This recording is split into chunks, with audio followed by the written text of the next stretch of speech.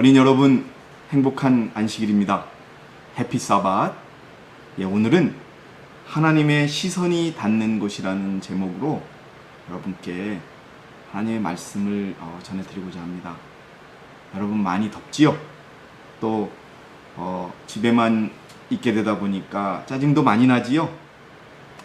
그러나 여러분 인내하셔야 합니다. 그 인내를 즐겁게 하시기 바랍니다. 우리는 하나님의 택하신 백성의 어린이들입니다. 주님이 우리를 어떻게 보호하시는지, 또 어떻게 인도하시는지 아실 겁니다.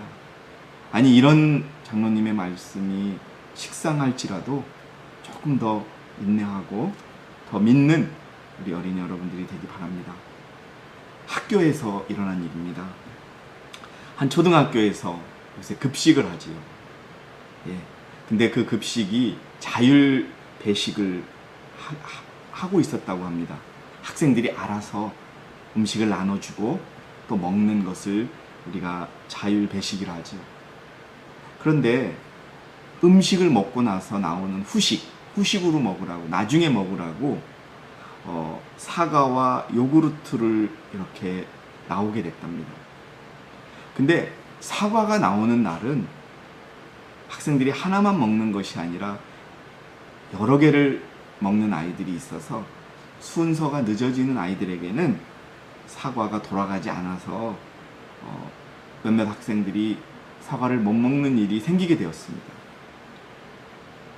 이 문제를 어떻게 해결하면 좋을까라고 고민하던 선생님께서는 아이들의 양심을 좀 일깨워주는 방법으로 이 문제를 풀어보자라고 생각했습니다. 거기서 지켜서서 너 2개 가진 아이를 보고 너 하나 내려놔, 이렇게 하기보다는 양심이 호소하고 싶었어요. 그래서 사과를 놓는 상자 위에는 이렇게 적어놨다고 합니다. 하나님이 보고 계십니다. 그렇게 적어놓았더니 점심시간이 돼서 어떻게 되나 하고 선생님이 멀리서 바라보았습니다. 그런데 사과는 아주 넉넉히 남더랍니다. 그런데 이상하게 이번에는 요구르트가 부족하게 되는 일이 생기게 되었습니다.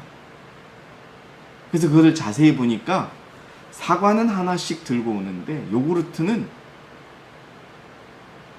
몇 개씩 집어가는 그런 어린이들이 있었던 겁니다. 사과는 왜 하나씩 집어가는데 왜 요구르트는 몇 개씩 집어갈까?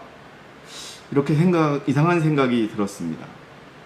그래서 선생님이 혹시 요구르트 거기에 무슨 일이 있나 하고 그 요구르트 상자를 살피러 왔는데 그 상자 위에 어떤 장난꾸러기 어린이가 이렇게 글을 적어 놓았다고 합니다. 하나님께서는 사과 상자만 보고 계시니까 요구르트는 안심하고 가져가세요. 선생님은 거기서 느끼는 것이 참 많았다고 합니다. 그러면서 그 선생님은 우리의 모든 모습이 이렇지 않을까라고 생각을 했다고 합니다.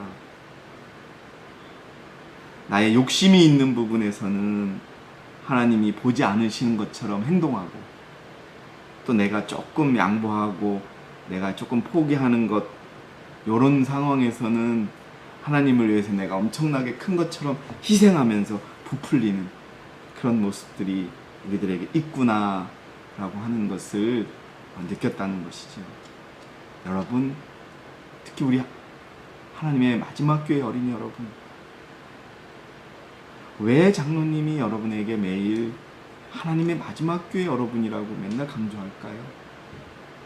여러분께서는 지금 그것을 모르시겠지만 그 가치와 그 귀함이 얼마나 크신지를 알게 되실 겁니다.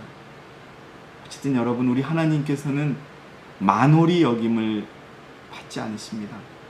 무슨 일을 하든 어느 곳에 가든 하나님의 시선이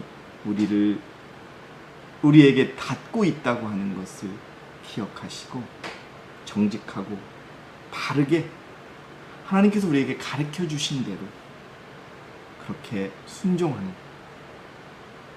그런 귀한 어린이 여러분들이 되기를 바랍니다. 늘 기억하세요. 내가 말하는 곳에도, 내가 그냥 생각하는 곳에서, 아무도 없는 곳이지만 내가 혼자 행동하는 곳에서도 하나님은 나를 지켜보고 계시다는 것을 잊지 마시기 바랍니다. 감사합니다.